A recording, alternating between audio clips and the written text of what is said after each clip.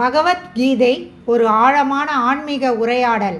பகவத்கீதை என்பது மகாபாரதம் என்னும் இதிகாசத்தில் குருட்சேத்திர போரின் போது ஸ்ரீ கிருஷ்ணர் அர்ஜுனனுக்கு உபதேசித்த ஒரு பகுதியாகும். இது வெறும் போர்க்கள உரையாடல் மட்டுமல்ல, வாழ்க்கையின் அர்த்தம், கடமை, தர்மம், ஞானம் போன்ற ஆழமான தத்துவங்களை விளக்கும் ஒரு சிறந்த நூல்.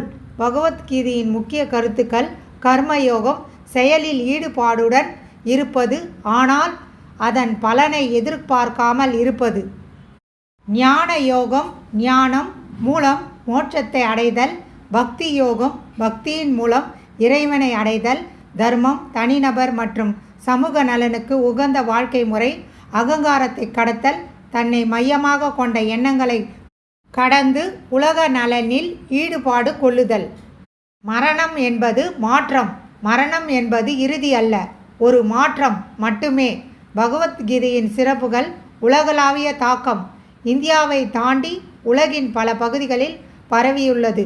பல்வேறு பார்வைகள், பல்வேறு தத்துவவாதிகள் மற்றும் மத குருக்கள் பகவத்கீதையை தங்களது சொந்த பார்வையில் விளக்கியுள்ளனர். தனிநபர் வளர்ச்சி, தனிநபரின் ஆன்மீக வளர்ச்சிக்கு ஒரு வழிகாட்டியாக விளங்குகிறது. சமூக நலன், சமூக ஒற்றுமை மற்றும் நல்லிணக்கத்திற்கு வலியுறுத்துகிறது. பகவத்கீதையை ஏன் படிக்க வேண்டும்?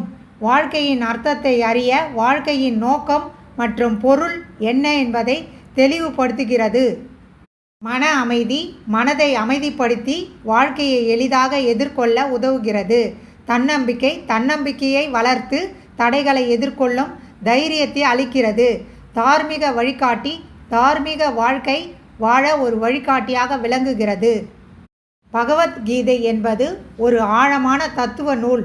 இது வாழ்க்கையின் அனைத்து நிலைகளிலும் நமக்கு வழிகாட்டும் ஒரு விளக்கமாகும். இதை தொடர்ந்து படித்து அதன் கருத்துக்களை வாழ்வில் செயல்படுத்தும் போது நாம் ஒரு சிறந்த மனிதராக மாற முடியும். மேலும் தெரிந்து கொள்ள விரும்பினால் நீங்கள் பின்வரும் தலைப்புகளை ஆராயலாம். பகவத்கீதையின் 18 அத்தியாயங்கள், பகவத்கீதை மற்றும் பிற மதங்கள், பகவத்கீதையின் தற்கால பொருத்தம், பகவத்கீதையை பற்றிய விமர்சனங்கள். உங்களுக்கு ஏதேனும் மேலும் கேள்விகள் இருந்தால் தயங்காமல் கேளுங்கள்.